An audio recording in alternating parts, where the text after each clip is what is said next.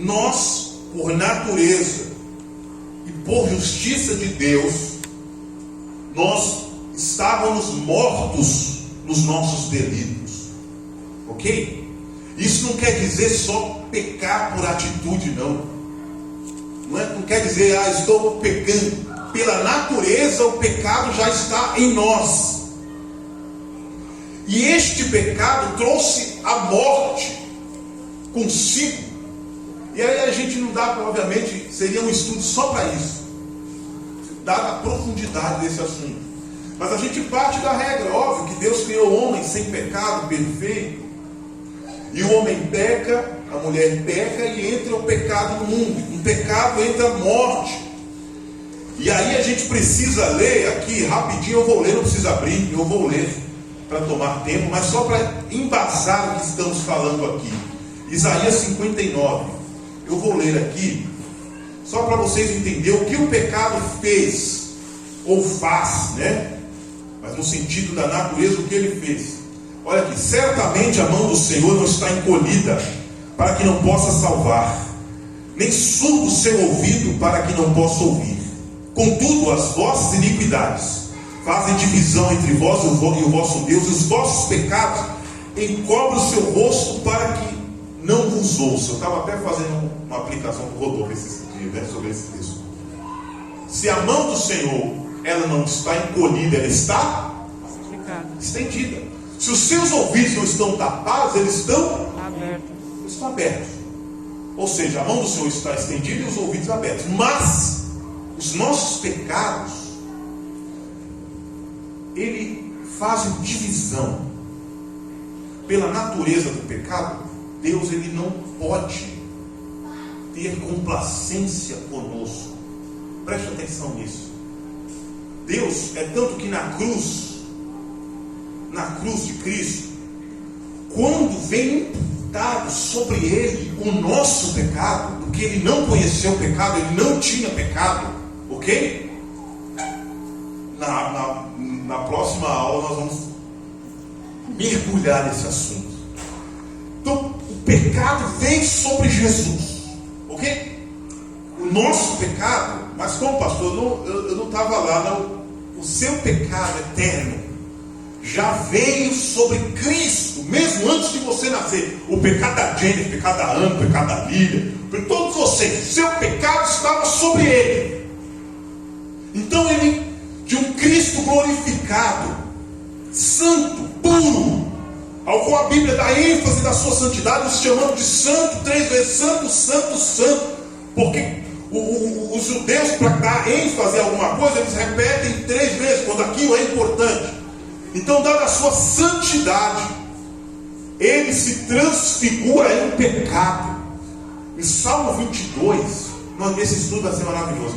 Em Salmo 22, ele dá tanta importância a esse fato, que é um salmo messiânico, é um salmo profético, ok? A Bíblia o chama de verbo. Nele não havia beleza alguma. Por quê? Porque da sua beleza o pecado veio sobre ele, sobre o nosso Cristo. E o que aconteceu? Vocês já leram aquele que está nos louvores, que está, né? Jesus, ele diz o quê?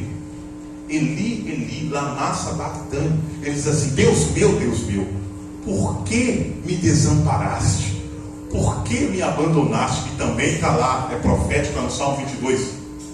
Por que Jesus disse isso? Não é porque Deus o abandonou. Vamos entender isso.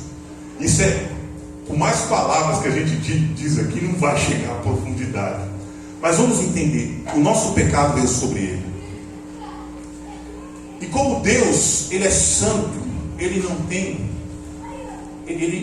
tem pela sua santidade, ele não se une ao pecado. Ele não tem complacência, ele não tem união nele, nada que é pecado. O pecado é o inimigo de Deus. Então Deus não suportou o seu filho na cruz, ele se transformou em pecado. A Bíblia diz que o sol não brilhou, houve uma mudança na natureza. Entenda isso, meu irmão. Então Deus vira as costas, né? dizemos dessa forma para entendermos, Deus vira as costas não porque Ele quis abandonar o seu filho, mas porque Ele se fez pecado e Deus não tem complacência com o pecado. É só para a gente entender. Nós éramos culpados, nós merecíamos o inferno por natureza, nós merecíamos a justiça de Deus, a ira de Deus, a cólera de Deus que está em Apocalipse descrita, era para nós por justiça. Mas distante estávamos, longe estávamos. Como nós falamos aqui, que a lei veio para mostrar a insuficiência do homem. Porque a lei, não há problema na lei. A lei é santa, a lei é de Deus. O problema é o homem, não é a lei. Então essa é uma das brigas que Paulo relata, né? Somente em Efésios, sobre que a lei é morta, porque quem já estás ali, estás morto. Então, olha o que vocês quiserem dar esse exemplo. Então essa divisão por causa do pecado. Então, estávamos longe, Deus lá e eu aqui, e havia um muro, e como diz o texto de forma simbólica, encobre o pecado, encobre o rosto para que não nos ouça, não por vontade, mas porque o pecado ele divide o homem de Deus, e assim estávamos distantes. Deus e o homem, não havia essa união, não havia, por causa do pecado. A culpa, o pecado nos afastou. Aqui está dando a culpa para o homem. Deus, aqui no versículo 1, o problema não é Deus. A mão do Senhor não está encolhida. Deus está aqui, não está encolhida. O seu ouvido não está tapado. O problema não é Deus, mas as vossas iniquidades fazem divisão. Nós éramos culpados pela nossa própria natureza. Aí surgiu alguém que nos reconciliou com Deus. Isso é muito forte. Oh, glória a Deus. Surgiu alguém que nos trouxe reconciliação. É como a Rita brigasse com a Márcia e faz, pastor, eu nunca mais, ela é culpada, eu nunca mais quero olhar na cara dela, né? Não quero nem ver, se ela chegar no lugar eu saio, eu não suporto. Aí chega o Rodolfo com jeito amoroso, né? Paga a dívida. Ele diz assim para Rita: Rita, quanto é que a Márcia te deve? Ah, me deve 1 milhão, 10 milhões. Aí o Rodolfo olha, não tem nada a ver. Rodolfo não deve a ninguém. Rodolfo não deve a ninguém, meu irmão. Mas ele chega, não tinha nada a ver com nada, porque ele não deve a ninguém. Mas mesmo sem dever, ele pega a dívida da Márcia e paga a dívida. Assim é Jesus, oh glória. Ele não tinha pecado. Ele pega a sua dívida, a sua, a minha,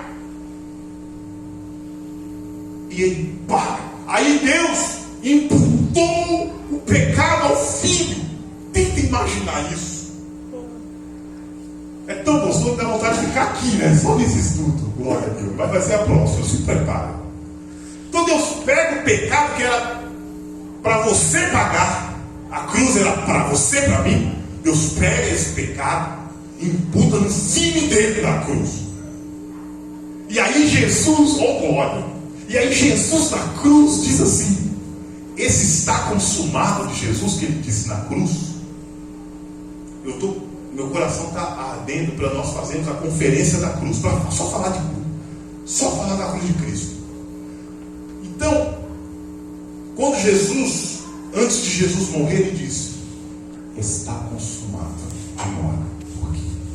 Esse está consumado, ele está dizendo assim: a dívida está paga. Oh glória.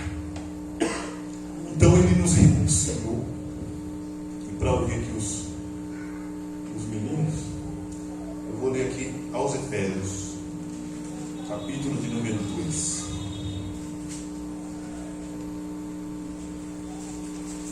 Capítulo de número 2, versículo 14. Vamos lá, gente. Passa Mateus, passa Marcos, passa Lucas, passa João. Aí vai vir Romanos, vai vir Coríntios, vai vir Gálatas, vai vir depois vem aos Efésios, tá? Ajuda a Rita aí. Aos Efésios, capítulo 2, versículo 14. Eu também sei. Capítulo 2, o Santinho esperar.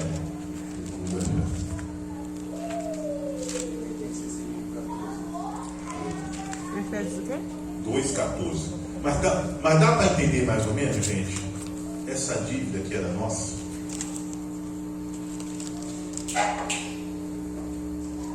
Ó. Muito bem, tá aí. Se fosse errado, gosto que é assim, né? Agilidade. Né? Se é assim, senão chega em casa e fica Do seu lado, né? do lado. Pois Ele é a nossa paz, o qual de ambos os povos fez um e destruiu a parede de separação, a barreira de inimizade que estava no meio, desfazendo na sua carne a lei dos mandamentos, que consistia em ordenanças para criar em si mesmo dos dois um novo homem, fazendo a paz, e pela cruz reconciliar ambos com Deus em um só corpo, matando com ela a inimizade. E vindo, ele evangelizou a paz a vós que estavas longe e aos que estavam perto, pois por ele ambos temos acesso ao Pai em um mesmo Espírito. Você só tem acesso a Deus por causa de Cristo. É um acesso duplo, né? O Espírito Santo, Jesus e Deus. Então está claro, gente, ele foi essa ponte, ele reconciliou as nossas vidas, ele pagou a nossa dívida na cruz, e por isso, ao invés de imputarmos, ao invés de imputar sobre nós o pecado que alguém tinha que pagar, oh glória a Deus, isso para entender tem que ser muito espiritual. O mundo vai ler isso aqui e vai achar loucura. O mundo vai achar loucura isso aqui. Para entender isso tem que ser espiritual. Agora, para já ouvir os meninos aqui, cadê 5:21? Aquele que não conheceu o pecado, ele o fez pecado por nós. 5:21. Aquele que não conheceu, segundo aos Coríntios 5:21. Aquele que não conheceu o pecado, ele o fez pecado por nós, para que nele fôssemos feitos justiça de Deus. Preste atenção para já passar a bola aqui. Para nós era o pecado, Jesus pagou. Então, ao invés de imputar sobre nós o pecado, ele imputou sobre nós a justiça. E hoje nós somos embaixadores deste evangelho da reconciliação. Ao invés de culpados, nós somos agora, vocês estão entendendo a diferença aqui? Ao invés de culpados, merecedores da justiça do inferno de Deus, do inferno, nós recebemos, ao invés do pecado, a justiça, e somos feitos embaixadores deste evangelho. É por isso que você não pode viver com a boca fechada. Você tem a obrigação de anunciar esse reino. Você tem a obrigação, não é achar bonitinho, não. Ah, não é porque é obreiro ou não é. Você tem a obrigação de anunciar o reino de Deus. Porque era para você ter a imputação do pecado, mas hoje você tem justiça, porque a sua dívida foi paga. Glória a Deus, é isso aí. Bem, como o pastor falou agora, que o mundo enxerga isso como uma loucura, né? Pegando esse contexto aí de morte, né? E talvez as pessoas elas vão achar que Deus errou, né? Em um certo período, olha, acho que ele errou e agora ele está tentando consertar, dando o filho dele, né? As pessoas elas podem alegar isso, né? As pessoas que não vão entender mesmo, né? Não, ele errou e agora ele está tentando consertar, dando o filho dele. Não. E de Gênesis já existia a promessa da vida desse Messias, né? Desde Gênesis já já é falado isso. E antes da fundação do tempo, do mundo, já existia já um plano de salvação para a humanidade, né? Deus, na sua perfeição, Ele já arquitetou tudo e já sabia do caos que de muitas coisas iriam acontecer. E aí, né, só para falar dessa loucura, né? Mas foi um erro. Nunca foi um erro. Nunca foi um erro. Esse amor, ele não veio de um erro. Quando ele fala que entregou o seu filho, nunca foi de um erro, de tentar consertar algo no meio do caminho. Já foi tudo, mas foi tudo perfeito da forma que ele fez. E isso a gente pode alegar, confiando em toda a sua palavra. Eu juro que ia dar uma ênfase nisso. Eu queria ler aqui também. Só queria ler aqui no livro de Hebreus, capítulo 4, só para a gente. Esse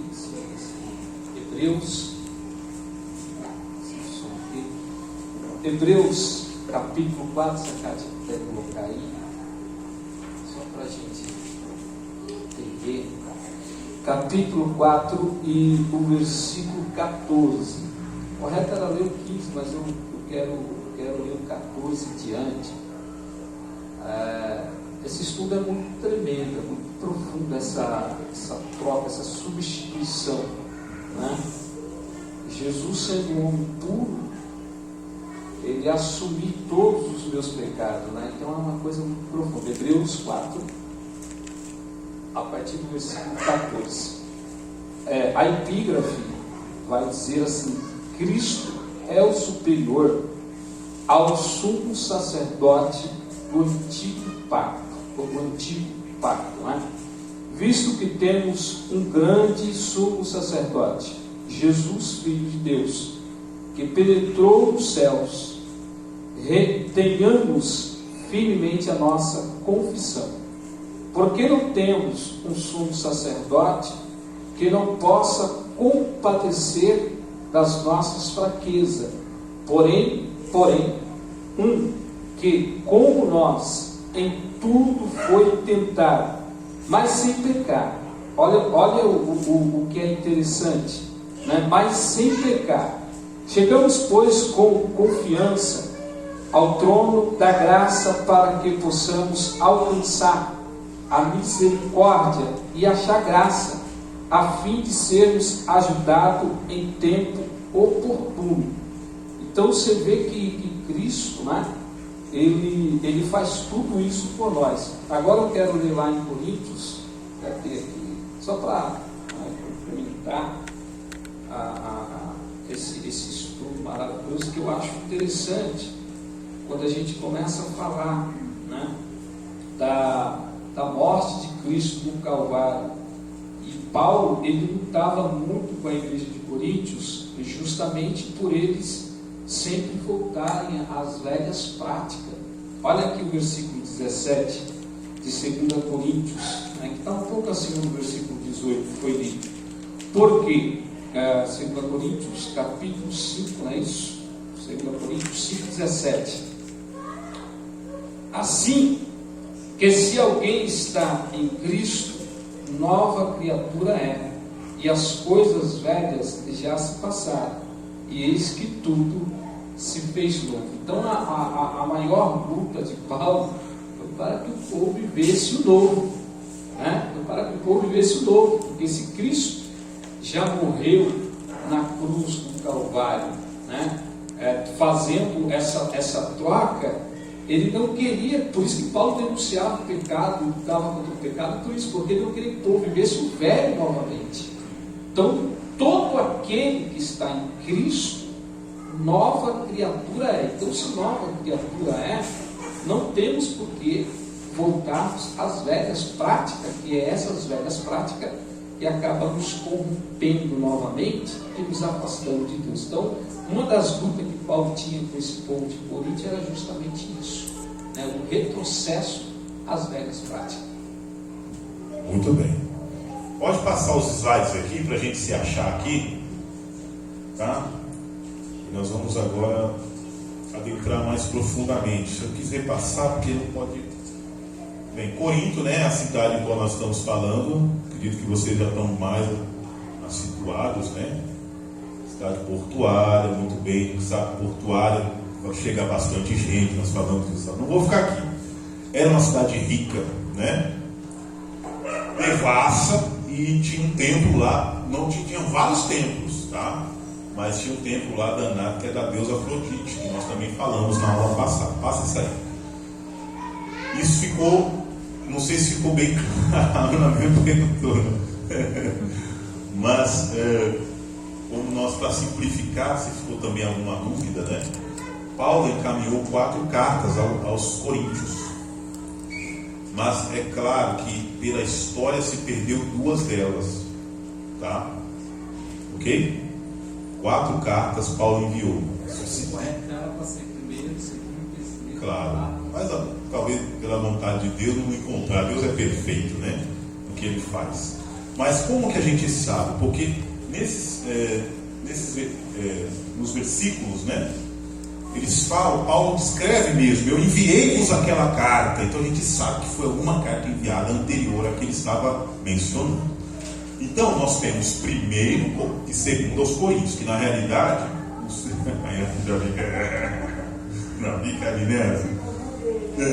nós temos na nossa Bíblia, no cânon, na nossa Bíblia, 1º e 2º aos Coríntios, que na realidade o 1º é o 2º e o 2º é o 4º, correto?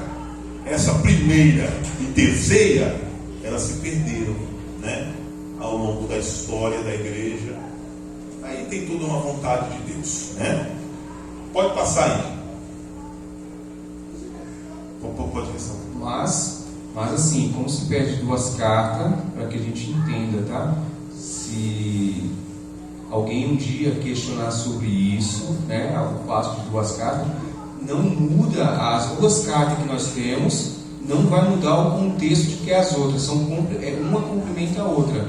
Paulo ele escreve de certa forma, as cartas são perdidas, mas não muda o contexto geral, não ficou nada para trás do que a vontade de Deus seja, né, ele queria que estivesse ali na mensagem.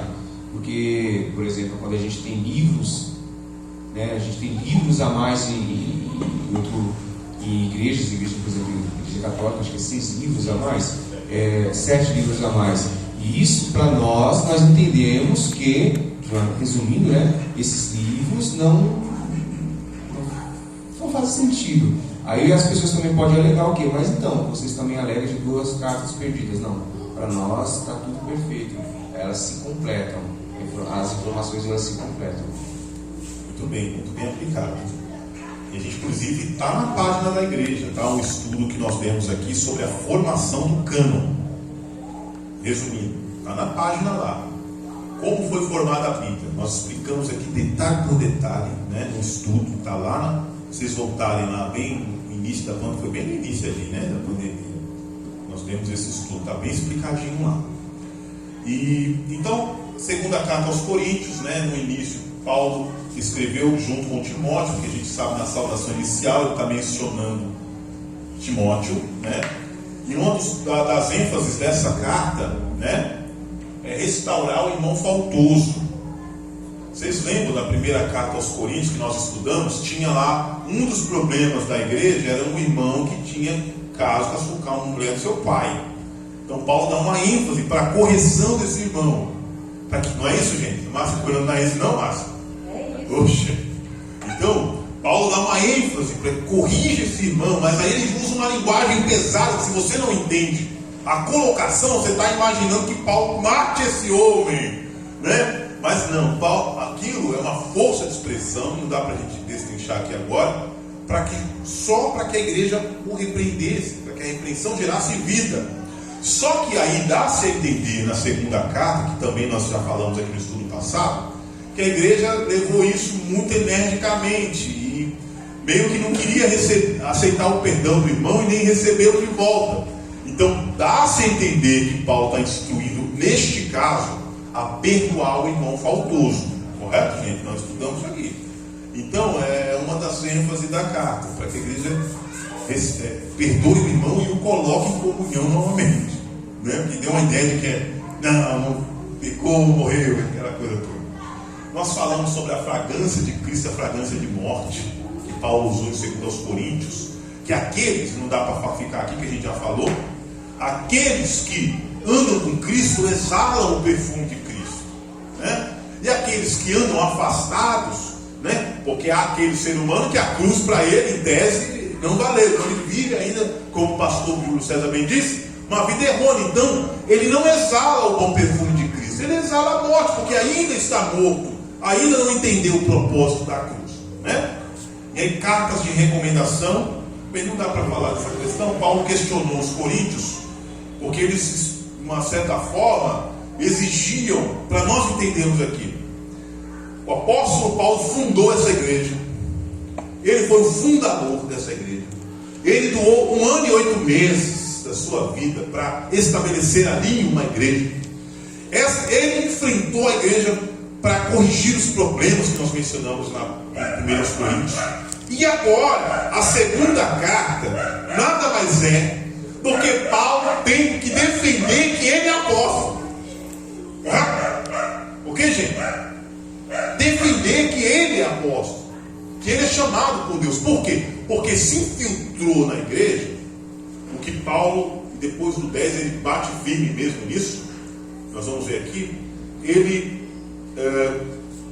infiltrou nessa igreja o que ele chama de falsos apóstolos, que eram mais bem vestidos, mais polidos até, né? Então as pessoas se apegavam. Você entende que o ser humano tem uma facilidade de se apegar em quem tem, né, aqueles trejeitos. Às vezes o camarada, vou dar um exemplo, tá?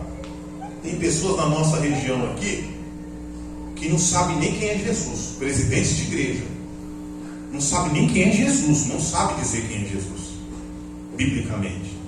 E são pastores de igreja, e que fazem um enorme sucesso. Por quê? Porque o ser humano ele tem dificuldade de analisar, porque também não conhece. Então, fazem mais sucesso os showmans, propriamente, do que os homens que estudam a palavra de Deus. Apolo, por exemplo. Pronto. Apolo já foi citado isso. Apolo era poderoso nas palavras, né? Por ser grego. O próprio grego em si, eles davam muito ênfase às filosofias, às falas em público. Então eles eram polidos, né? Então às vezes chegam os apóstolos desse aí, toma a frente e começa a dizer: não, Paulo, esse homem não é de nada, só anda mal vestido, não tem onde dormir, não nem come direito. Como é que esse vai ser seu apóstolo? E é bravo, uma das suas características. Então começaram a destruir a imagem de Paulo nessa igreja.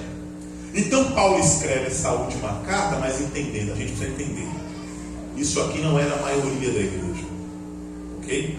Porque até então Coríntios, pela terceira carta, ok, que é uma das que se perdeu, dá-se a entender que Paulo foi muito duro nessa terceira carta. Ele foi uma carta enérgica. Paulo estava preocupado justamente por causa da dureza dessa carta. Nós vamos descobrir mais na frente. Mas vamos seguir, passo, senão não vai dar para terminar. É aqui. Vamos lá, abra a sua Bíblia, 2 Coríntios 6. Nós vamos ver esses versículos. Nós vamos ler o versículo 3. Eu vou enfatizar nisso. 2 Coríntios 6:3. Aí, para a gente entender o contexto, a gente imagina que Paulo está defendendo o seu apostolado. Ok, gente? Paulo está defendendo a sua autoridade de Deus para com essa igreja. É assim que a gente vai entendendo essa carta. Tá? Aí Paulo diz: não damos nenhum motivo de escândalo em coisa alguma, para que o nosso ministério não seja censurado. Preste atenção aqui nisso. Isso é importantíssimo. Imagina um homem como Paulo. Paulo tinha o ministério, o seu ministério extremamente confirmado por Deus. Ele teve um encontro, como nós vemos em Atos 9, com Cristo ressurreto. Pedro ouviu Jesus humanamente o chamar, os outros apóstolos. Paulo teve um encontro com Cristo já ressurreto, ele já tinha ressuscitado. É tanto que ele não suportou a glória. Então ele tinha o ministério confirmado. Era um homem de Deus. respeitado, mais influente que todos os imperadores. Um homem que é extremamente reconhecido no seu ministério. Se Paulo, imagina um homem com este quilate, correto? Imagina o maior apóstolo, o maior homem que surgiu no Novo Testamento. Este homem, ele não por ele merecer glória, porque quem merece glória é Cristo, mas se for olhar pelo currículo, esse homem era para ser extremamente respeitado, mas mesmo assim era colocado em prova. Por quê? Por nada. Não tinham nada o que falar dele. E Paulo ressalta a importância disso no versículo 3. Não damos nenhum motivo de escândalo, em coisa alguma, para que o nosso ministério não seja censurado. Imagine comigo se Paulo fosse um sem vergonha. Preste atenção. Imagina se Jesus tivesse escolhido um homem oscilante. Imagina se Jesus tivesse dado essa responsabilidade nas costas de um homem que não tivesse respeito, que fosse alguém que vivesse dando mau testemunho. O que seria agora? Esse homem ia ser massacrado. Essa igreja já o perseguia, alguns irmãos, mesmo não tendo nada contra ele. Imagine se tivesse. Ele enfatiza: não vos dei motivo de escândalo, para que o meu ministério não fosse censurado por vocês. Vocês estão entendendo? Não é diferente com você. Não é diferente. Aquele que quer alcançar o ministério tem que ser irrepreensível. Tem que ser irrepreensível. Se vocês olharem, não é que é santo, todo mundo tem falha. Todo mundo aqui tem falha aqui. Felizmente nós somos atacados pelo inimigo por todos os lados. Mas seja sincero. Você quer seguir líder torto? Você quer seguir? Se eu sou uma pessoa errônea, eu estou aqui falando, mas como é que vocês vão me ouvir aí? Como é que funciona isso? Por mais que a palavra é pura e cristalina, e às vezes eu não tenho nenhum compromisso com ela, mesmo que possa sair de mim é pura e cristalina, porque a palavra de Deus, às vezes Deus não tem compromisso comigo, mas tem compromisso com a sua palavra. Correto? Por isso que fogo cair não é sinal de nada. Os coríntios, a cadeira voava. Os dons, nossa, é cura, é língua, é fogo, é brasa, é não sei o que. Não quer dizer nada. Não quer dizer nada. O que tem, a maior representação de milagre não é fazer cair fogo do céu, porque o povo, o anticristo, não terá problema nenhum para governar esse mundo. É só fazer cair fogo, acabou. O povo é enganado. Pega alguém, faz um paralítico andar, acabou, você abraça, você cai aos pés. Coríntios era assim, e era carnal. Era carnal. Então, quer ser um obreiro, tem que ter o primeiro, tem que consertar a sua vida. Quer ser um obreiro, tem que aparar as arestas primeiro, para que você no amanhã não seja motivo de escândalo para o Evangelho. Porque alguém que olhar você, o pastor Rodolfo, aí de repente o pastor Rodolfo anda aí com um monte de mulher, aí vão olhar e não vão falar assim, aquele homem é sem vergonha, não, o pastor Rodolfo, por isso que eu sou cristão. É assim que o mundo fala. Há uma responsabilidade. Então Paulo enfatiza aqui a importância de ele ter levado uma vida ilibada, irrepreensível. Para quê? Para que o meu ministério não fosse censurado. Correto? Então aqui a importância. E hoje é pior ainda. É pior ainda hoje. Por isso que o Evangelho, aos olhos de muitas pessoas, é uma bagunça, por causa de uma minoria, porque a maioria é séria, é de pessoas que querem servir a Deus, mas uma minoria grita.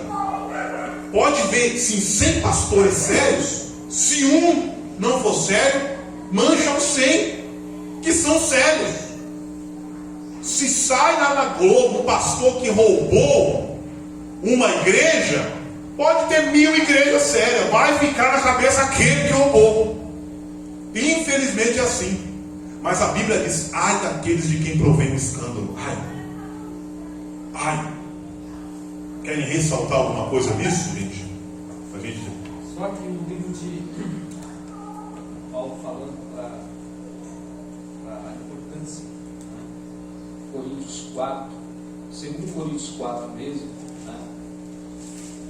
Jesus Cristo é o único assunto do ministério de Paulo. Agora o versículo 2 diz assim: antes, rejeitando as coisas que por vergonha se ocultam, não andando com astúcia, nem falsificando a palavra de Deus, e assim nos recomendamos consciência de todo homem na presença de Deus, pela a manifestação da verdade. Então esse é o cuidado que Paulo tinha, né?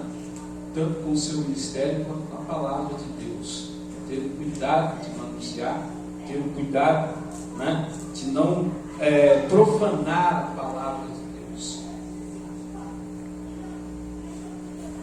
Então está muito bem aplicado. Vamos seguir para a gente não ficar no meio do caminho. Cadê?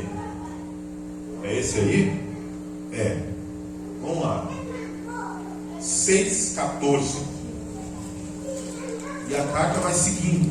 Paulo dando conselhos, defendendo seu apostolado, instruindo a igreja, inspirado pelo Espírito Santo. 6,14. Não vos prendais a um jugo desigual com os infiéis, pois que sociedade tem a justiça com a injustiça? E que comunhão tem a luz com as trevas? E que harmonia entre Cristo e Belial? Ou que parte tem o fiel com o infiel? E que acordo tem o templo de Deus com os ídolos? Pois vós sois santuários de Deus vivente. Como Deus disse: neles habitarei, entre eles andarei, e eu serei o seu Deus, e eles serão o meu povo. Vamos parar aqui. Paulo, a gente tem que imaginar que Corinto, mesmo sendo uma igreja problemática, Paulo amava profundamente. Paulo amava arduamente. Paulo escrevia essas cartas aos prantos e choro. Ele amava essa igreja, não pelo que eles faziam. O amor que Paulo tinha por essa igreja é semelhante, né, mas não é comparável, estou dizendo semelhante ao amor de Cristo por nós. Porque o que eles mereciam era o desprezo de Paulo. O que eles mereciam era Paulo não olhar mais para essa igreja. Mas mesmo assim ele amava essa igreja. Então ele, agora instruindo esta igreja, ele relata isso, que não há complacência da luz com as trevas. Correto? Ele diz assim, aí a gente precisa entender, Jesus comeu com os pecadores, mas ele não se tornou um deles. Correto? Salmo 1: bem-aventurado o varão que não anda segundo o conselho dos ímpios, nem se detém no caminho dos pecadores, nem se assenta na roda dos escarnecedores. Antes tem o seu prazer na lei do Senhor, e nesta lei medita de dia e de noite. Porque ele será como a árvore plantada junto aos ribeiros de águas. Nós falamos sobre isso, né? Como a árvore plantada junto aos ribeiros de águas, cujas folhas não caem, tudo o que fizer prosperará. Paulo está dizendo: não vivais como as trevas, porque vós sois a luz. Qual? Não há como você servir a Deus e andar como o mundo. Como é que você será essa luz que Jesus diz que somos? Como é que você será o sal que a Bíblia diz que somos? Se o sal se tornar insípido ou não tiver sabor, ou se a luz não brilhar mais, aonde será clareado? É porque às vezes não entendemos quem somos. Por isso continuamos agindo como o mundo. Você é para ser a diferença no meio da sua família, no meio lá na sua rua, como você é visto e conhecido. E aí não dá para sermos embaixadores da reconciliação se o nosso método de vida é igual ao mundo. Que embaixador é esse? Que embaixador é este? Você detecta um embaixador ou aquele, quando você vê aqueles homens de gaita de fora, e que sai, embora eles não andam mais assim na Escócia, mas você diz da Escócia, né? Da Escócia. Então você identifica pela forma. Quando você vê alguém dizer o Ayrton, ele é mineiro, porque tem as suas características. Cristão, ele é conhecido não é pelas vestes, não. Embora isso é importante, é doutrinário. Mas ele é conhecido pela sua forma de vida. Pela sua forma. E a sua forma de vida impacta o mundo. Como eu falei, tem um pastor que passou na minha vida, eu nunca mais esqueço dele. Nunca mais vou esquecer dele. Porque ele foi o único homem que eu já vi até hoje. Né? Eu já vi até hoje, eu nunca vi mais um desse. Que ele lendo comigo todo dia ele lia, entrava lá e a gente lia a Bíblia junto. E eu lendo e ele olhava para ele aos prantos. Um texto que nem é tão pegajoso, sabe? Nem é tão pegajoso. Mas só o prazer dele de ler a Bíblia me fazia chorar todos os dias. Eu tinha prazer quando ele chegava assim, ó. Eu tinha prazer. Não, eu fiz um café aqui e a gente se abraçava. E ele via a Bíblia e chorava. Eu gostava dele chorar. Mas, meu Deus, me dá esta fé, Senhor. Você está entendendo, meu? É isso que Jesus quer que sejamos. Luz para as trevas. Não igual ao mundo. Você tem que passar na vida das pessoas e marcá-las. Não é com problema, não. É com a presença do Espírito Santo. Glória a Deus. Vamos seguir, senão não vai dar. Júlio, Alessandro, quer ressaltar alguma coisa nisso? É muito importante. Aqui já no início, como 6, Paulo já começa fazendo um pouco dessa repartição já e dando uma exortação para a igreja. Já no início fala, né, como não foi citado, foi a partir do 3, mas diz assim, aí nós, cooperando também com ele, vós exortamos a quem não recebeste a graça de Deus em vão, porque ouviste em tempo aceitável e socorri no dia da salvação, e eis agora é tempo aceitável, e eis aqui o dia da sua salvação.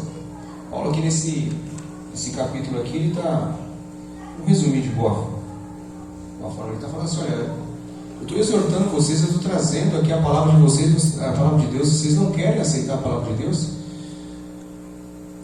Por que vocês não querem aceitar a palavra de Deus hoje, neste momento? Mas é aqui ele diz, né? Qual o tempo aceitável? Qual o tempo que você aceita a palavra de Deus? Paulo está dizendo, é hoje, é agora. Aí ele começa a exortar a igreja. Ele está dizendo, é agora, o tempo é agora. Por que o tempo é agora? Porque a palavra de Deus está sendo ministrada. Então, todo momento que a pessoa ministra a palavra de Deus, esse é o tempo. O tempo é esse, é agora. Por quê? Porque Paulo daqui a pouco também já começa a exortar. Já começa a falar dessa divisão. Ele está querendo conhecer quem vai estar em Cristo, como foi citado, ou quem não vai. A exortação do Paulo é de certa forma assim, a gente hoje a gente, como a gente parece que tem até pena das pessoas, dá um certo tempo, não. Se fosse hoje, Paulo falava assim, meu irmão, eu sofri bastante, ele vai falar sobre a sua biografia, ele vai falar um pouco de Cristo, e é isso. Vamos falar como as pessoas falam, né? E aí? É um termo que eu não gosto de usar, mas e tu vai aceitar Cristo? É um termo que eu não gosto, eu acho ao contrário. Eu falei esses dias aqui agora, mas para que a gente entenda, né? Não. Depois até posso me retratar sobre isso. Ele está falando, e aí? Eu trouxe o Evangelho aqui para vocês.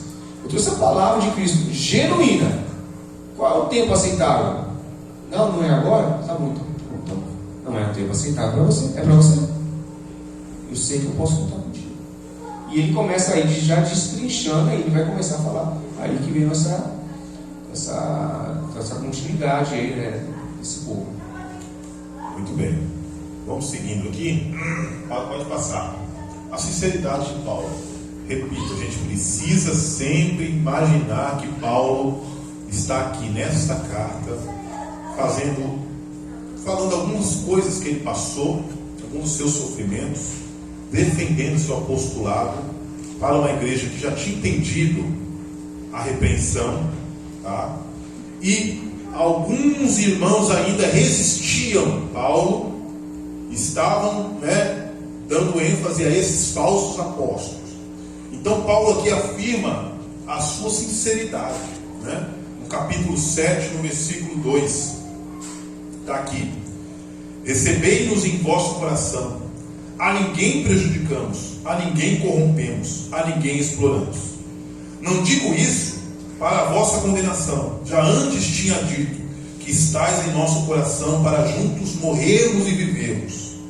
Grande é a ousadia da minha fala para convosco, e grande o meu orgulho e respeito de vós, a respeito de vós. Estou cheio de consolação, transbordo de alegria em todas as nossas tribulações. Paulo, ele está dizendo aqui que ele não prejudicou ninguém, corrompeu ninguém, antes ao contrário. Então Paulo, a sinceridade de Paulo para com os coríntios é cristalina, é tremenda. E aí eu volto a ressaltar: uma igreja que merecia o desprezo pela sua atitude de não reconhecer o esforço que Paulo teve, como ele menciona nessa própria carta, as tribulações, passou necessidades, privações, e mesmo assim nem foi pesado aos coríntios.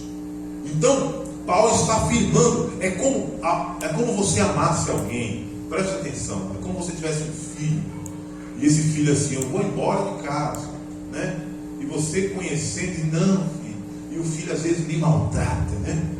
O filho às vezes faz ações ásperas, né? Que o que ele merecia é você abrir a porta e deixar quebrar a cara no mundo, mas você por amor diz: não, filho, eu te amo, meu coração está aberto para você, você ainda não entendeu o meu amor. É a forma que Paulo tratava essa igreja.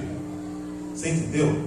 Essa igreja tirou muito sono de Paulo, tirou a paz de Paulo, e a gente vai entender isso um pouco mais à frente, né? Agora mesmo no capítulo 7, no versículo 5, e aqui vai falar um pouco da angústia que Paulo estava, né? Versículo 5: pois mesmo quando chegamos à Macedônia, o nosso corpo não teve descanso algum. Olha ele dizendo aí já: mas em tudo fomos atribulados, por fora combates, por dentro temores. Deus, porém, que consola os abatidos, consolou-nos com a vinda de Tito, e não somente com a vinda dele, mas também pela consolação com que foi consolado de vós, contando-nos as vossas saudades, o vosso choro, o vosso zelo por mim, de maneira que muito me regozijei, ainda que vos tenha entristecido com a minha carta. Repito, ainda que vos tenha entristecido com a minha carta, não me arrependo, embora já me tivesse arrependido, por ver que aquela carta vos entristeceu, ainda que por pouco tempo. Preste atenção nesse fator aqui, tá? A gente não vai se demorar aqui. Pode passar aí, já foi aqui, viu, filho? Paulo está contando que ele chega a Macedônia e ele não encontra Tito. Nós já estudamos sobre Tito aqui, correto? Que ele foi enviado para a ilha de Creta, né? Então, Paulo chega, porque às vezes quando você está angustiado, você encontra um amigo íntimo, um parceiro, então ali você encontra consolo. Nem sempre aí eu preciso que vocês sejam maduros para entender. Pelo amor de Deus, entenda isso. Nem sempre a espiritualidade resolve questões emocionais. Às vezes você precisa sentar com alguém, às vezes você precisa dar um abraço físico, não é espiritual. Você precisa desabafar, e nem sempre é espiritual isso. Então Paulo demonstra aqui que ele chega, que não teve descanso algum. Ele menciona aqui: fomos atribulados, por fora combates, por dentro temor. Então ele está angustiado, ele menciona aqui. Não dá para ficar aqui, mas ele demonstra que está angustiado, não está bem. Ele está angustiado. Nós estamos falando do maior homem do Novo Testamento. E ele está fragilizado. Ele procura Tito e não acha. E aí, entenda a angústia de Paulo. Entenda a angústia de Paulo. Entenda. Paulo manda a terceira carta que nós falamos. Está aqui. Cadê? Versículo 8: ainda que vos tenha entristecido com a minha carta. Escute, esta carta que se perdeu. Paulo envia a carta dura que nós falamos, carta severa que ele menciona. Então ele manda, e ele menciona o pseudo arrependimento no sentido sei que o negócio é feio, né? Por essa carta que eu mandei dura. E aí ele está angustiado, porque ele não tem notícia. Não é o WhatsApp que você manda e recebe na hora. Ele não tem notícias como é que está Coríntios. E ele chega a Tito e não está. Então ele sempre, Tito, meu Deus, essa igreja, como é que a igreja vai estar, meu Deus? E aí ele é consolado, porque Tito chega, está mencionando, Tito chega com a resposta que a carta teve. Então ele diz, eu me alegrei. Parece, vocês não entendem aqui? Preste atenção nisso. A Bíblia é gostosa de você se mergulhar nela. Não parece que Paulo está escrevendo, que ele diz, ele escreve aqui que por dentro há temores, e parece que Tito chega, correto? Só fazendo uma analogia aqui. Ele escreve, conta os seus, e aí Tito chega, aí eu sou consolado por Tito, que me diz agora como vocês receberam essa carta, como vocês regozijaram o arrependimento, o consolo. Vocês estão entendendo, gente? Então, aqui é uma das descrições dessa pseudo-carta que foi enviada e não está aqui, correto? Então ele enviou a carta, Tito trouxe a resposta, receberam bem, se arrependeram, houve arrependimento, houve saudade, né? E é isso. Mais alguma coisa aqui? Não. Então, gente, isso aqui só está passando para depois vocês lerem mais. Lerem mais na casa de vocês. Querem passar alguma coisa disso? Não? Então vamos seguir. Então, vocês entenderam aqui, Paulo fica alegre agora, pela resposta que ele tem, que a igreja recebeu, e ele menciona isso, tá? Aí nós vamos entrar aqui no capítulo 8, e a gente precisa entender um panorama aqui. O imperador Cláudio, se eu não me engano, ele começa uma perseguição, e nessa perseguição os cristãos são afligidos. Nós somos afligidos hoje pela pandemia. A pandemia tirou o trabalho, tirou o sustento de muita gente. Então a gente vive aí um momento de ajuda, né? Então a gente tem que ajudar a comunidade. Não é assim que funciona? Aí eu chego aqui e peço, Ana, traz alimento, Ana, e eu choro para todo mundo, pelo amor de Deus, vamos ajudar o povo. O título do capítulo 8 é A Coleta para os Cristãos Pobres da Judéia. Não está assim? Para os que têm título? Pois é. A igreja começa uma perseguição. Então, os cristãos também estão no meio dessa perseguição. E aí é mais ou menos isso o cenário. Muitos pobres, pessoas não conseguem se sustentar. Então, Paulo agora vai entrar no sentido dessa carta para pedir ajuda, uma oferta. Uma oferta, tá? No capítulo 8. O capítulo não dá para a gente destrinchá-los, tá? Mas o capítulo 8 e o capítulo 9, depois vocês vão ler na casa. Amanhã eu vou mandar outra enquetezinha. Eu quero. Ó, gente, preste atenção aqui. Eu vou ficar no pé mesmo. Entenda? Só há cura para a igreja se for pela Bíblia. Não tem outro caminho. Nós estamos aqui num número pequeno. Pequeno.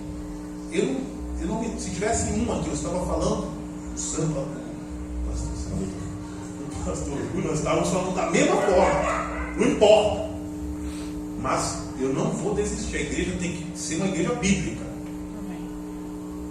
Porque essa é a única salvação. Não tem outra. Cristão que vive ensinado por louvores e shows é semelhante a você ter uma criança e dar só leite para ela a vida toda. Ela vai morrer de anemia, uma hora vai morrer. Cristão que vive assim, uma hora morre na fé. Tem gente porque não tem sustentação. Então vamos lá. Paulo agora pede oferta.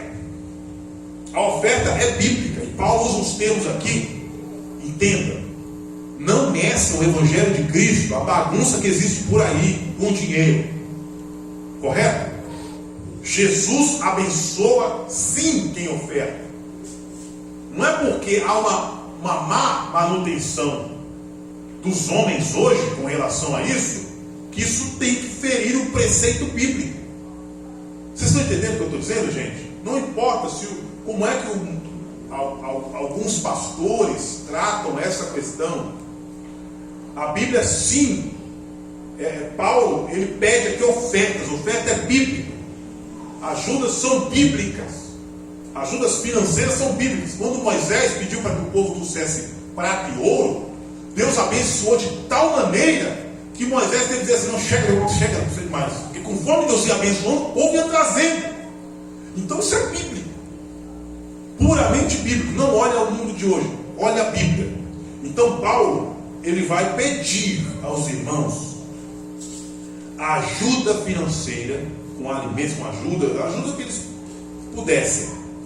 E ele ressalta aqui, vocês vão ler depois, os macedônios, e eles dizem que dá-se a entender que esses irmãos eram pobres, miseráveis. E mesmo assim eles procuravam de alguma maneira ajudar. E às vezes eles não tinham finanças para ajudar, mas eles ajudavam com o seu talento. Correto? Eles ajudavam com o que eles podiam. Às vezes uma reforma na casa do irmão, eles não tinham alimento para levar, mas ela lá arrumava o telhado. Vocês estão entendendo, gente? Arrumava lá a cama, arrumava a janela, arrumava o telhado, pintava. Então a oferta, a prosperidade que o mundo imagina hoje, é dinheiro na conta. Mas a prosperidade bíblica é uma vida em abundância que vai além disso. Acredite, tem muito rico que é miserável. É rico, riquíssimo, mas é miserável. Esses tempos atrás eu sentei com uma pessoa onde eu trabalho. O outro que rico, mas deve ter dinheiro para jogar assim. Eu estava fazendo um cadastro de biometria, né? Com os pronomes, e essa senhora, podre de rico, começou a contar para mim os seus problemas. Só que no meu trabalho eu assumo uma posição profissional. E naquela hora eu tive que ativar a posição pastoral, coisa que eu quase nunca faço. E ela, em tese, pela vida que tem, não deveria reclamar se fosse olhar para o mundo. Mas me contou tantas coisas como se fosse alguém miserável. Então acredite, a gente acha que é brincadeira, mas não. Existem ricos miseráveis. E existem pobres abençoados. Vocês entendem isso? Então Paulo está descrevendo aqui essa coleta. Vamos correr, gente, misericórdia. Paulo não dá para mudar, felizmente, mas só para vocês entenderem. E aí vamos ler aqui para a gente ficar bem gravado o versículo 8 e 9 do mesmo capítulo 8. Vamos ver se é isso mesmo. 8 e 9. Vamos lá.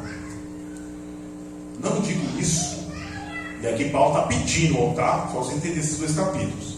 Não digo isso como quem manda, mas para provar pelo zelo dos outros a sinceridade do vosso amor. Versículo 9. Pois já conheceis a graça de nosso Senhor Jesus Cristo, que, sendo rico, por amor de vós, se fez pobre, para que pela sua pobreza vós tornasseis ricos. Isso aqui é tão profundo, meu irmão. Glória. O que Paulo está dizendo? Jesus está na glória, meu irmão. Está na glória destra do Pai. Você está entendendo, meu irmão? Ele abandonou o que Paulo está usando rico, porque obviamente a gente entende, né? Ele abandonou a sua riqueza, a sua glória, para nascer em uma manjedoura de cavalo, meu irmão. Ver esse mundo sofrer, ser chicoteado por espírito chamado de Beelzebul para trazer a riqueza verdadeira a nós. Então Paulo está dizendo, incentivando aqui, usando esses metáforas, esses exemplos, para incentivar os irmãos a ofertarem, a ajudarem, para que a ajuda chegasse aos irmãos mais pobres da Judéia. Tá? Depois vocês leem aqui, querem repassar alguma coisa nesse contexto?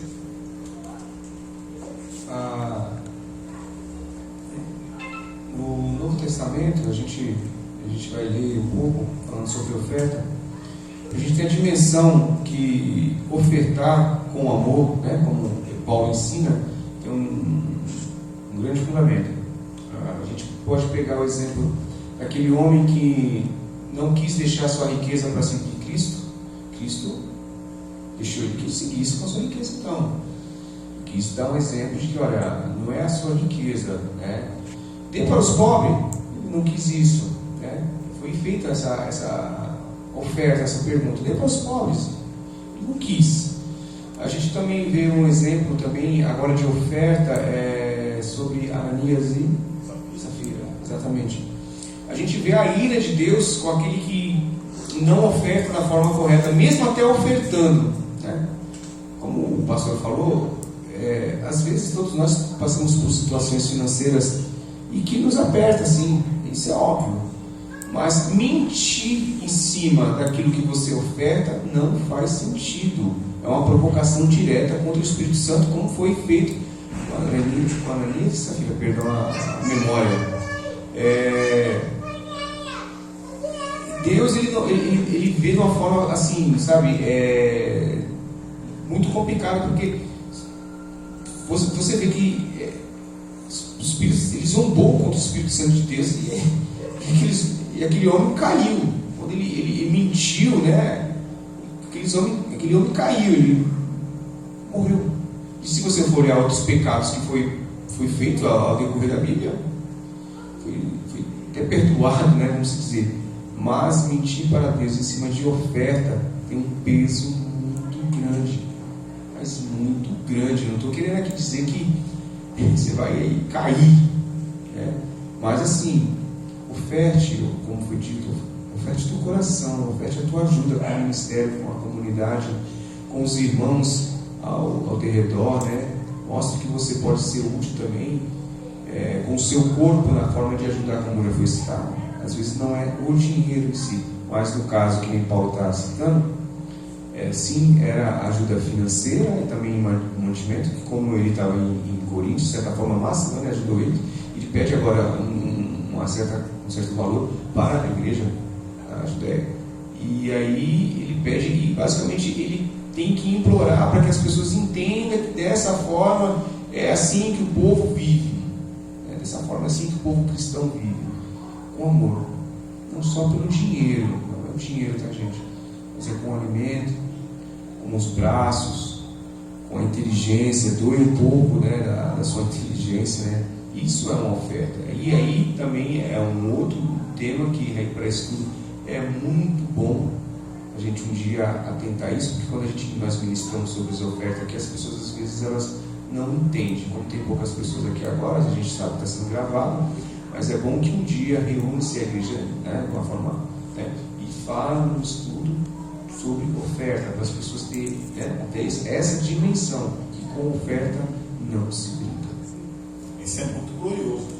O Espírito Alessandro ressaltou e valia até mais, né? A gente falar a respeito, mas essa aplicação do ofertar com amor, esse é o segredo e traz uma dimensão tremenda, né? Que pena que o tempo não dá para a gente esticar isso. Mas aí Paulo cita um versículo, né, que é muito usado, às vezes até de uma forma errada, né? O 9,6, tá? No mesmo 2 aos Coríntios, ele é muito mal aplicado e usado esse versículo, que diz assim: e digo isso, que o que semeia pouco, pouco também ceifará. E o que semeia com fartura também ceifará. Isso não é propriamente, como o presbítero Alessandro disse, o valor em si. Não é isso que Paulo está ensinando aqui. Ele está ensinando o amor. Se é um exemplo, tá? Se o pastor Júlio César ganha 10 mil reais, né? O salário é 10 mil reais, ele chega aqui com R$1 para ajudar a igreja, né? R$1. Entenda isso, gente. Falar sempre de dinheiro é uma complicação, porque as pessoas já estão impregnadas com o mal que assola o mundo. Mas essa oferta é mais ou menos isso que aconteceu com Ananias e Safira, né?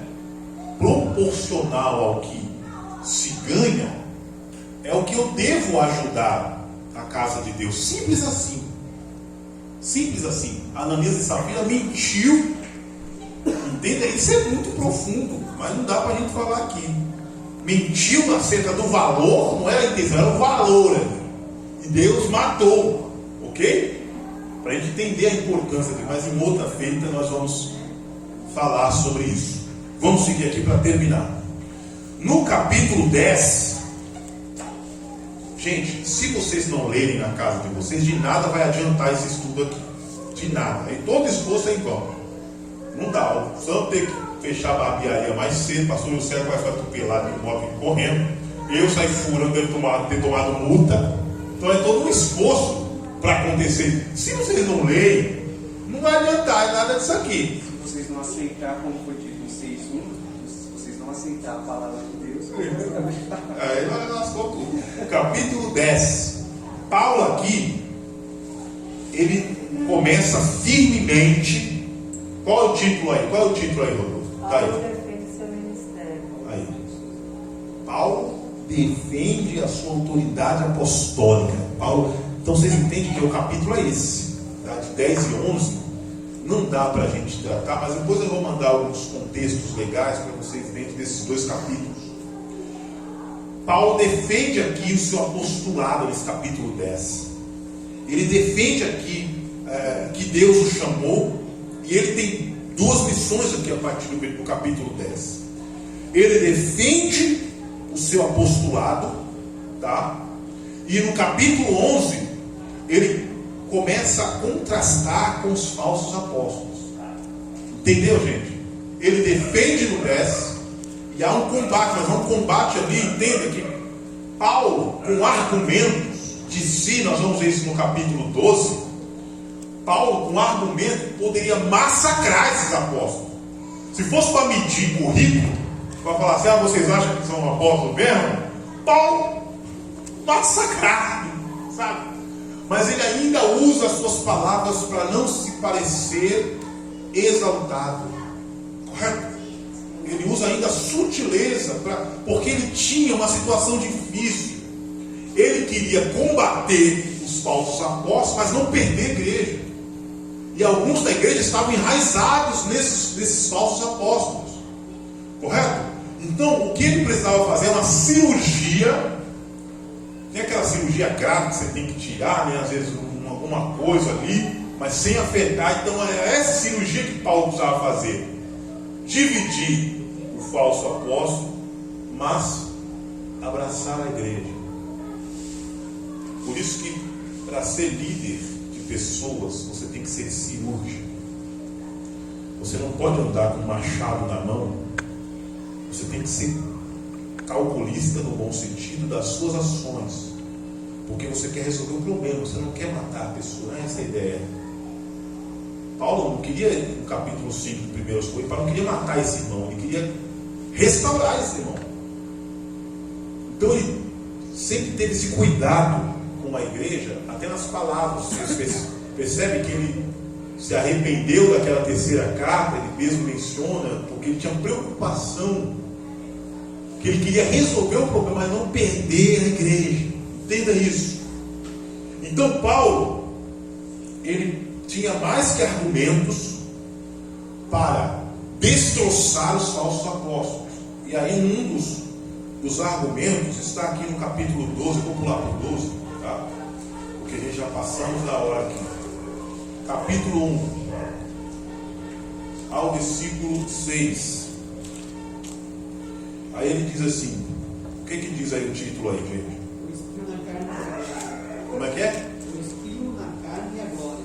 Pronto, Visão celestial e o espinho na carne. pronto, O meu da Paula continuou a sua defesa. pronto aí. É necessário gloriar-me. Embora isso não adianta nada, passarei as visões e revelações do Senhor. Versículo 2. Conheço um homem em Cristo que há 14 anos foi arrebatado ao terceiro céu. Se no corpo não sei, se fora do corpo não sei, Deus o sabe.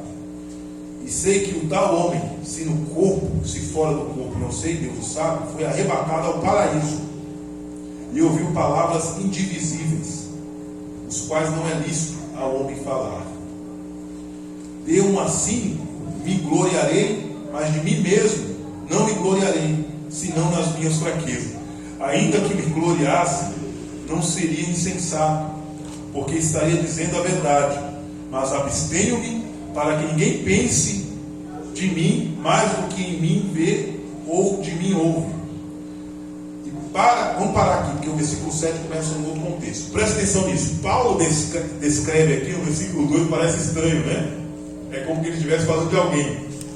Conheço o homem em Cristo. É como se contasse a experiência de alguém, mas ele está falando de si mesmo. Ok? Correto, gente?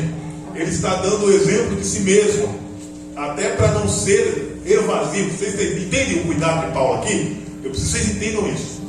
Vocês entendem? Quando vocês não querem, por exemplo, alguém diz assim, eu sei sobre isso, aí você estudou, você se formou, aí você olha, eu conheço, tem um homem aí que conhece bem desse negócio, e diz que é assim, assim, assim. Vocês entendem o cuidado de Paulo aqui para não ser vazio? Para não dizer, por isso está querendo ser maior e tal. Então Paulo está aqui falando de si mesmo. Entenda a profundidade. Paulo foi arrebatado. Isso é muito profundo, meu irmão. Paulo foi arrebatado. Ele menciona assim, no corpo ou fora do corpo, não sei. Não sei. Ele teve essa experiência. Isso foi há 14 anos, como ele menciona. Ele foi arrebatado ao terceiro céu. E lá ele ouviu palavras. É uma coisa que, o que ele está dizendo aqui não é que ele não quer dizer. Que não é para se falar, não é que ele está escondendo. É porque o que ele ouviu é tão glorioso que não é entendido aos homens. Vocês conseguem imaginar isso? Ele foi arrebatado aos céus. O que aconteceu lá não se sabe, mas ele teve uma experiência sobrenatural. Gente, aí eu abro um parênteses. Larguem dessa conversa de ir atrás de gente que falou que foi arrebatado para o céu e para o inferno. Parem com essa besteira. Parem com essa besteira. O que mais tem é isso. Tem gente que ganhou muito DVD com isso. O mais famoso é Adão Campos. Né? Tem um Adão Campos aí que ele conta uma experiência e diz que lá foi um bate-papo, a coisa toda. Gente, parem com isso, meu irmão. Tem gente que. Aí eu vivi minha vida ouvindo essas coisas. Aí foi lá no inferno. E aí a pessoa conta, né? Que ia subir, o diabo estava segurando o pé assim. E aí a gente fica, nossa, a gente por causa da ignorância. Essa experiência aqui nenhum homem teve. Vocês entendem? Isso não é dado assim, gente. Essa conversa, a Bíblia diz que em 1 Samuel as visões e revelações eram raras. Deus ficou 400 anos sem falar com o povo no período intertestamentário de Malaquias a Mateus. Não é no último livro, 400 anos. Deus não falou nada, não mandou ninguém. Não é que não aconteceu nada, não. Ali teve muita coisa que aconteceu, nós já estudamos aqui um pouco. Aí vem esse negócio de que Deus não está falando assim. Não, quem falou, Léo? Falou, que é isso? Viu, Paulo? À toa, tá falando assim, direto, assim. Sabe? É como Deus. Vocês estão entendendo, gente? Eu não estou dizendo que Deus não. Ele já falou, é a Bíblia. Eu não estou dizendo que Deus não possa dar uma revelação. Eu creio nisso, eu creio que Deus fala, eu creio que Deus usa. Tem muitos homens e mulheres de Deus que não se contaminaram com esse mundo. Tem sim, mas não essa loucura. Gente, pelo amor de Deus, cuidado com isso. Saia do meio desse povo. É pegajoso, né? Quem não quer uma revelaçãozinha, né? Quem não quer uma revelação? Aí a gente fica com aquela coisa, né? Cuidado com isso. Cuidado com essa loucura. Então Paulo conta uma experiência. E aí Paulo diz, eu não tenho o que falar, palavras inefáveis, não ao conhecimento do homem. Aí tem gente que vai lá, né, diz que sambou no céu, diz que estava com o anjo e o anjo vem com a bandeja lá. Gente, pelo amor de Deus, Daniel, quando vê o anjo, ele vai no suporte.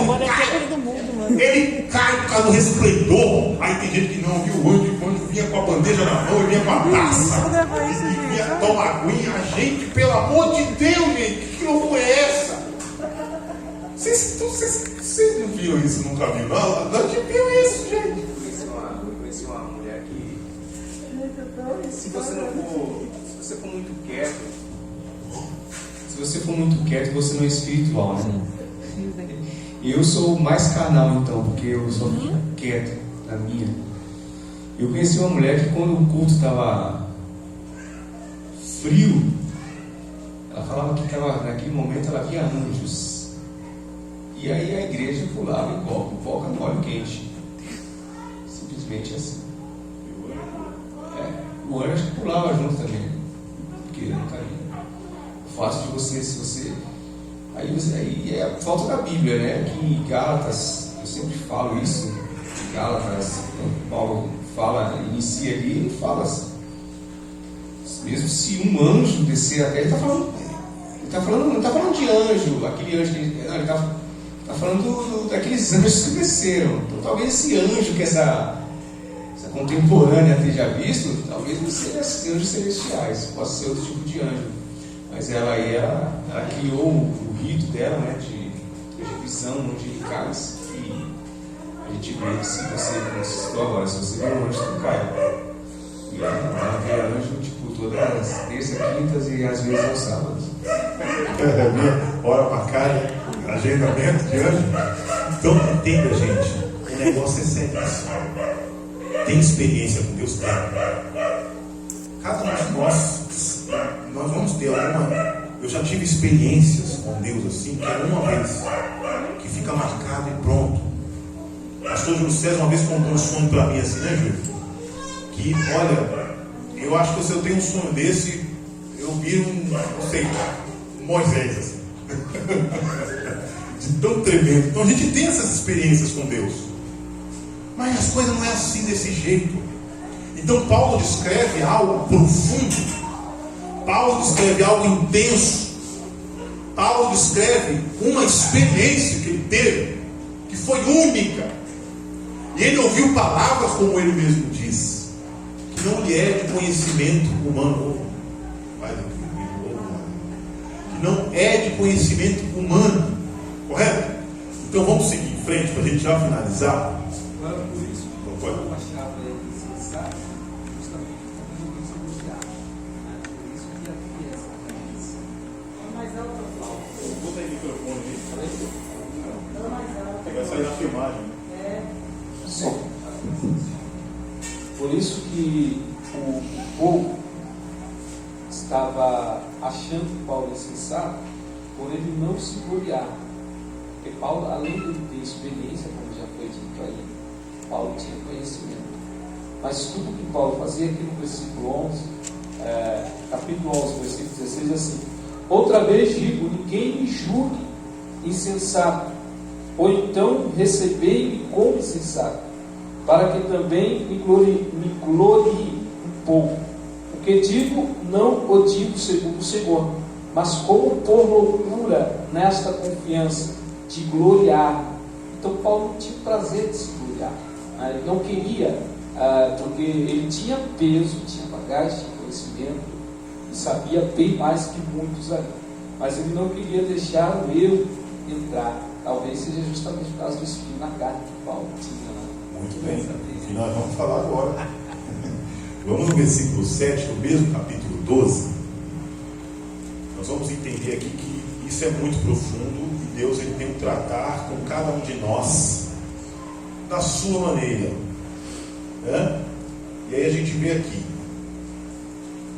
e para que não me exaltasse pelas excelências das revelações, foi-me dado Espinho na carne. a saber, um mensageiro de Satanás, para me esbofetear, a fim de não me exaltar. Aí o versículo 8: 3 vezes orei ao Senhor para que o afastasse de mim. Aí olha o que Deus disse. Ele, porém, me disse: a minha graça te basta, pois o meu poder se aperfeiçoa na fraqueza. Portanto, de boa vontade me gloriarei nas minhas fraquezas, para que em mim habite o poder de Cristo. Preste atenção nisso, meu irmão. Preste atenção nisso. Nós falamos aqui de um homem que foi ao terceiro céu, que teve visões. Isso só era suficiente, só isto era suficiente para ele se sobressair dos falsos apóstolos. Correto? Mas aí nós precisamos ir lá atrás para entender a história de Paulo, como nós estudamos aqui. Deus teve um tratar com ele depois de Atos 9. Deus o levou para a Arábia, onde ele ficou um tempinho, anos, estudando, e teve o que a gente chama de um estreito com Deus, correto? Para que Deus tratasse, para que Deus moldasse aquele vaso.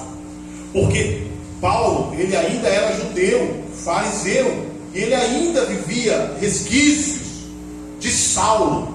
Então o Espírito do Senhor o leva e tem que tratar com ele. Ele não menciona, só algumas coisas aqui. Então Paulo declara que foi posto sobre ele um espinho. Ele dá esse nome, tá? Obviamente não é um espinho cravado na carne, ok? Ele dá esse nome para esse mal que estava sobre ele, tá? Ele dá o nome. Eu tenho em mim, foi posto em mim um espinho na carne. Para quê? Para quê, gente? Vamos ler de novo o versículo 7. E para que não me ensoberbecesse, exaltasse. Foi posto sobre ele um espinho na carne, para que ele não se exaltasse. Ok?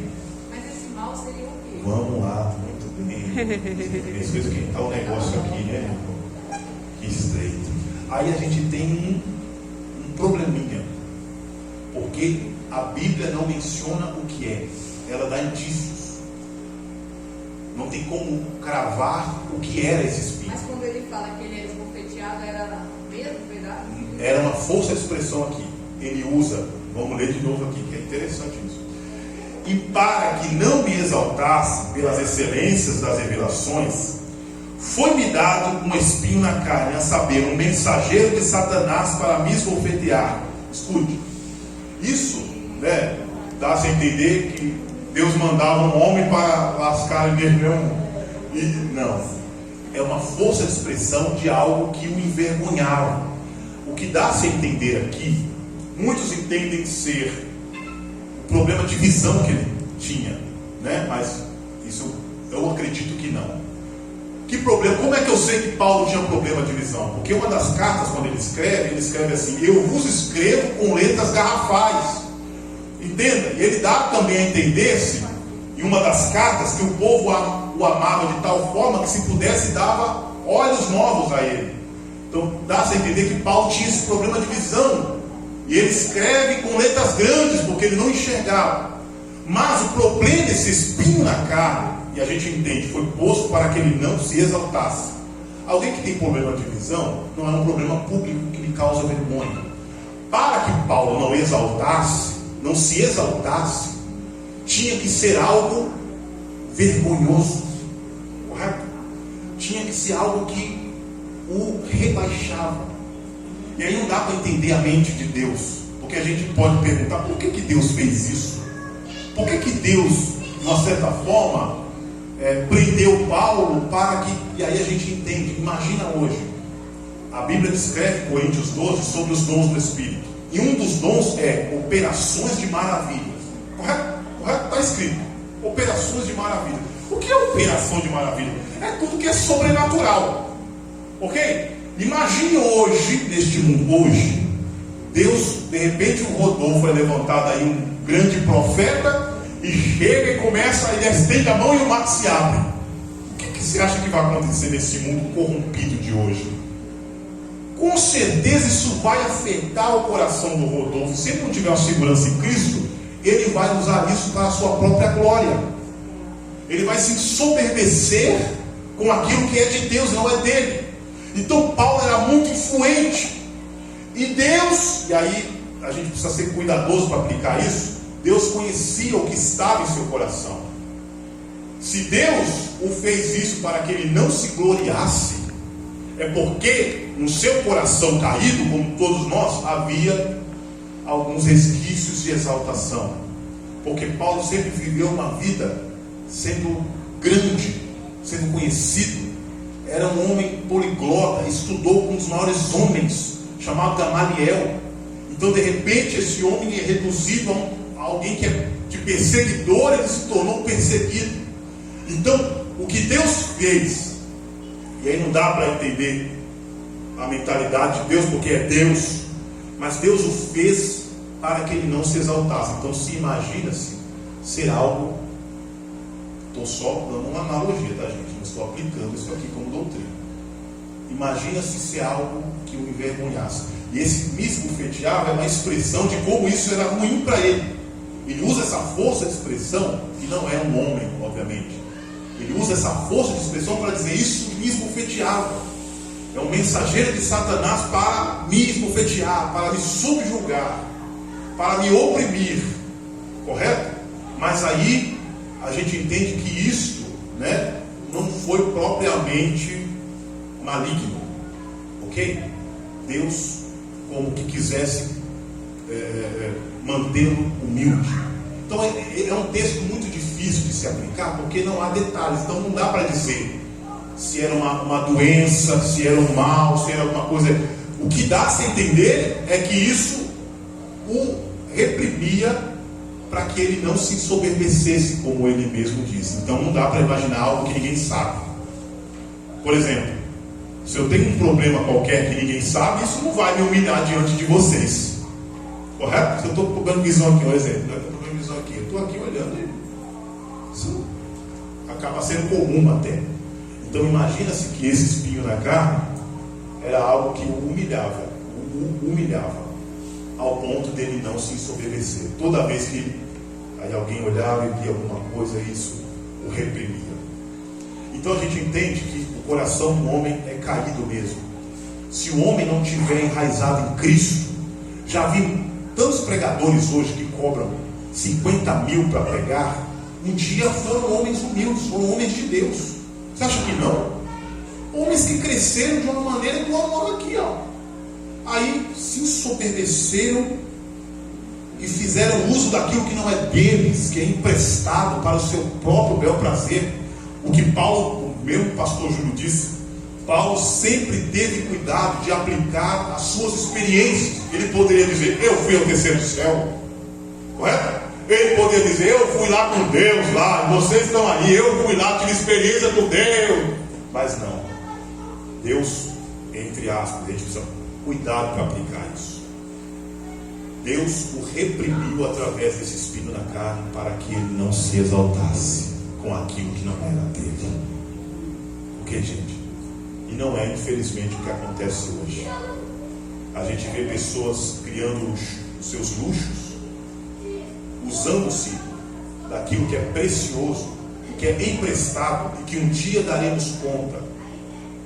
Você acha que não? Dá um exemplo aqui. O presbítero Alessandro, pastor Júlio César, tem o dom da palavra. O dom da palavra que eu digo não é o dom da palavra, é o dom de falar mesmo. É o dom da eloquência, o falar, que não é deles, foi dado por Deus. Se o Alessandro, pastor Júlio César, quiser, engana qualquer um. O dom da palavra. Se ele quiser enganar, é fácil.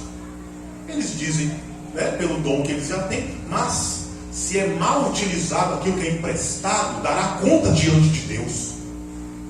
Correto, gente? Você já conversou com aquela pessoa que tem um dom de convencimento? Que ela fala e você ouve, você para. Correto? É a eloquência, é o dom da palavra, né? Não no sentido espiritual, dado o convencimento. E pessoas que eram boas e se tornaram más e usam isso para ludibriar e enganar as pessoas. Pega um pastor qualquer aí com habilidade de fala, ele fala e você para assim. Se você não conhece, ele te convence naquilo. É um dom dado e emprestado. Mas em algum momento se soberbeceu seu coração e abandonou as suas raízes em Cristo. Então isso de Paulo é um exemplo de que sempre precisamos manter a nossa humildade. E ai de nós de achar que somos alguma coisa. Ai de nós, se Deus tirar o que pôs em nós não somos nada. Se Deus retirar o Espírito Santo que lhe dá a inteligência espiritual que o mundo não tem, você se torna nada, um nécio, vagando neste mundo. Então, gente, vamos finalizar aqui no capítulo 13. Paulo dá as saudações finais da sua carta e promete ali fazer uma outra visita a Corinto. Então nós finalizamos aqui.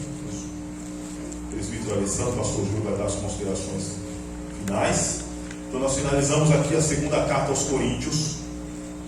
E nesta segunda agora não haverá estudo.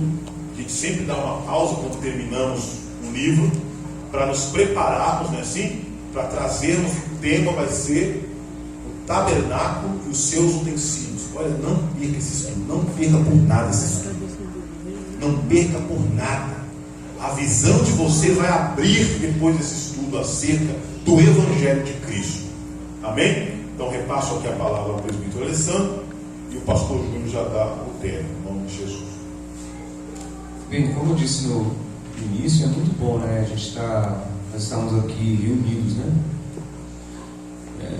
Até foi um fator de algumas pessoas, por exemplo, não conhecer tão bem, mas a gente sabe que é um corpo de Cristo que está se fortalecendo e se fortalecendo na palavra, né? Que é o mais importante. Então, como eu disse, temos que ter o respeito e para poder aproveitar o máximo possível, porque se a gente ligar nossos televisores ou hoje ir até na internet mesmo, como basicamente o resumo, né, de que foi falado agora há pouco, podemos ser enganados facilmente. E as pessoas elas não vão dar a oportunidade de a gente debater com elas. São doutrinas que elas vão colocar ali, está imposta, tem os seguidores deles ali. Você vê cadeiras cheias, você fala, ali é a verdade, porque não é possível enganar tantas pessoas. Mas é possível se enganar muitas pessoas.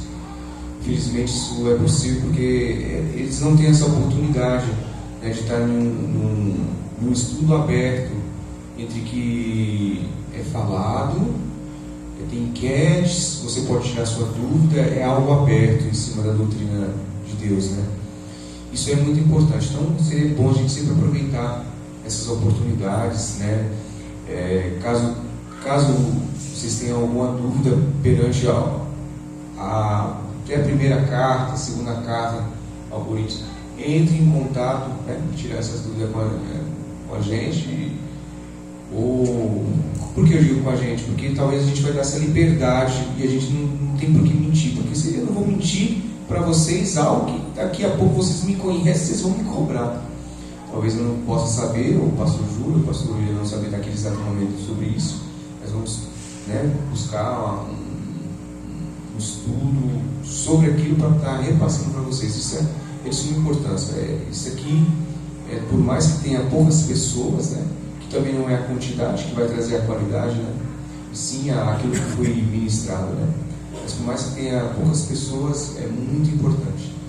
E não se importe se tenha poucas pessoas. Daquela vez eu fui e tinha poucas pessoas. Não se importe. O estudo é para cada um de vocês. O estudo é para cada um. Uma pessoa que sai daqui, talvez não tenha liberdade de falar com a gente, mas, por exemplo, se está aqui, o Rodolfo pode chegar lá na frente e falar assim para a Márcia: olha, Márcia, eu não entendi, que legal que ela fala assim, não, eu não entendi, e ele pode ajudar ela, olha, eu entendi, foi isso mesmo. Isso é muito importante. Então cada um vai receber aquilo que Deus quer nesse momento para que vocês recebam e que nós pudermos estar colaborando com todos vocês, né, ao decorrer da nossa vida, né? E também se tiver algum espinho vai ser até bom, né? Porque se Paulo entendeu, né, desse espinho que não era para ele se vangloriar, né? Então que nós tenhamos até certa forma um espinho para a gente não se vangloriar do nosso conhecimento, porque eu ia dizer, como o pastor ele na finalização, Paulo deu um exemplo que ele cita que ele se considera como um vaso de barro, né? Ele cita isso.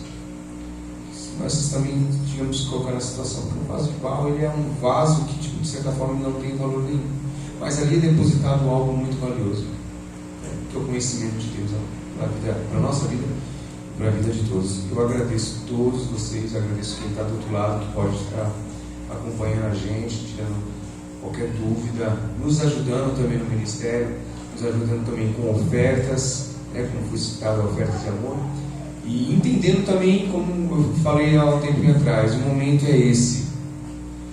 Esse é o momento, você está escutando a palavra de Deus. Esse é o momento da sua salvação, e você começar a entender isso. Amém? Então vamos orar, né? Para irmos para casa. Abençoe você. Querer entender o que é o espinho é muito complicado, né? Mas também pode representar as aflições intensas que Paulo teve. Tem um texto bíblico, se não me engano, em Timóteo, Paulo ele sofre, né, fala em tendas de chicote, é chicoteado. Paulo passa fome, Paulo sofre naufrágio, Paulo dorme no sereno, Paulo sofre de todas as formas. Aí você imagina uma pessoa que tinha tudo passar por uma situação dessa, né? E não só que tinha, mas como teria através, como foi dito aqui que o pastor falou, do dom de Deus, né, usar de seu favor. Paulo não precisaria passar fome, mas ele passou. Foi escoteado, foi esportifiado, tomou tapa na cara, né? Passou fome, dormiu, né? Sem comer nada, enfim. Então Paulo sofreu muito, né? Muito. Então esse espinho na carne é muito, tem que, né? Para entender aqui, muito complicado. Então vamos orar, que Deus abençoe, obrigado. E sem ser nessa segunda, na outra, né? Vamos ter uma pausa, nessa segunda não terá o estudo, mas na outra vai ser a continuidade. Então está gostoso, mas tá bom, estamos aprendendo. Deus é maravilhoso. Eu quero orar por você agora, vocês que esteve aqui, que Deus abençoe, né, a vida de cada um. Pai, obrigado. Eu te agradeço por esse momento na tua presença, de ter a oportunidade de conhecer um pouco da sua palavra, de conhecer a história de homens importantes da Bíblia, que nos traz a inspiração, meu Deus, que nos faz entender o verdadeiro Evangelho. Pai, a tua palavra diz que o Espírito, ele nos faz lembrar, o Espírito nos traz a lembrança. Então tudo aquilo que nós lemos, que nós estudamos, ó Pai, no tempo oportuno, isso nos será lembrado pelo teu Espírito Santo. Meu Pai, que fique em nosso coração, em nossa mente, a tua palavra, e que possamos aprendermos, Senhor, cada dia mais sobre a sua palavra, para que possamos estar firmes diante do Senhor. Em nome de Jesus, leve a cada um em paz para a tua casa e para o seu lar, em nome de Jesus. Que Deus te abençoe e até o próximo encontro, em nome de Jesus.